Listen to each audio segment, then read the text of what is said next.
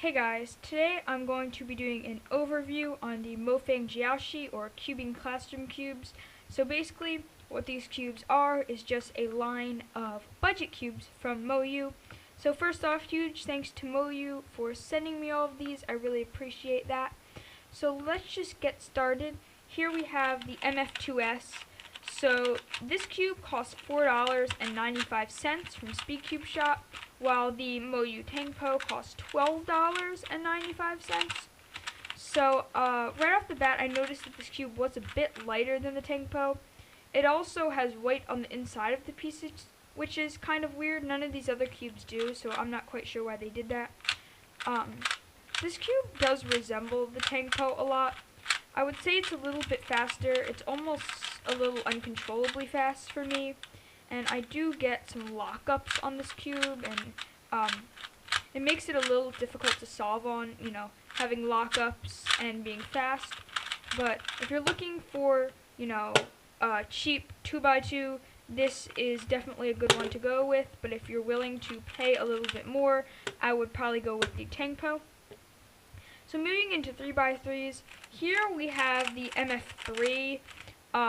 This cube costs $3.95 from SpeedCubeShop.com, which is the same price as the Guanlong.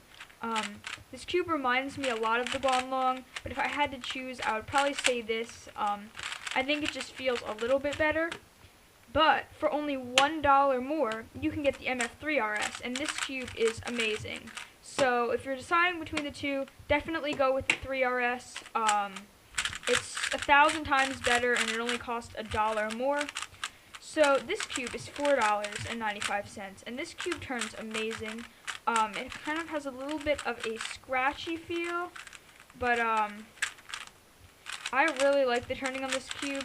It's really controllable, and I'm not sure if this cube is my main yet, but I've been doing a lot of solves on it recently, and I've been getting some pretty good times, so I'm definitely considering this cube, because I really like it. So, in my opinion, this cube definitely competes with the top 3x3s these days, and for the price, it's just amazing. So if you're trying to get a budget cube, I would definitely go with this. This is a really good cube. So moving into the 4x4. This is the MF4S. It costs $4.95 from SpeedCubeShop.com. This cube is almost like a mix of the Guansu and the Aosu. The Aosu costs $26, so it's about $18 cheaper. For the price, it's really good, and if you're looking for a cheap 4x4, I would definitely say that this is a really good one to get. The turning is pretty nice, but I do get some lockups. The inner layers are actually really nice. It's mostly the outer layers where I just lock up, and it's a little bit difficult to do algorithms.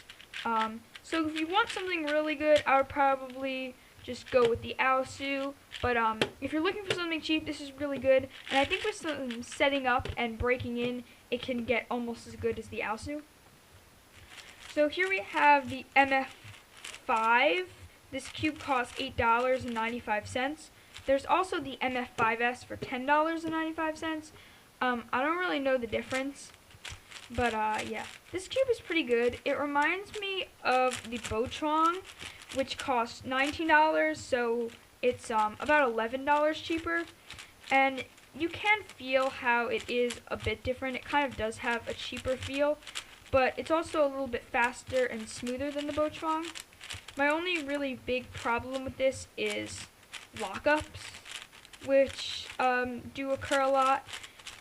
But yeah, overall this cube turns really nicely. It's not my main or anything, but if you're looking for a cheap 5x5, this could be a nice one to get. And the last cube I'm going to talk about in this video is the MF7S. So this cube costs $28.95 from Speed Cube Shop, while the moyu Alfu costs $49.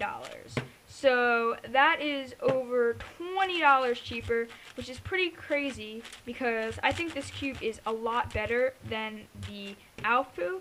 I think it fixes a lot of the problems the Alfu had. One of them was just being kind of sluggish.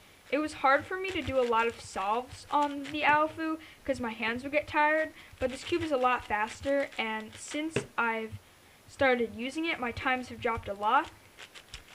Another thing, which is weird, was out of the box, I felt like it might pop, but after doing quite a few solves, I haven't gotten any pops, which is nice. And yeah, this cube just turns really nicely. The outer layers are really nice. I can do algorithms on it quickly. It's very smooth.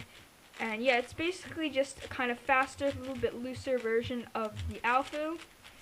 And for $20 cheaper, it's a no-brainer to go with this one. This is seriously a good cube.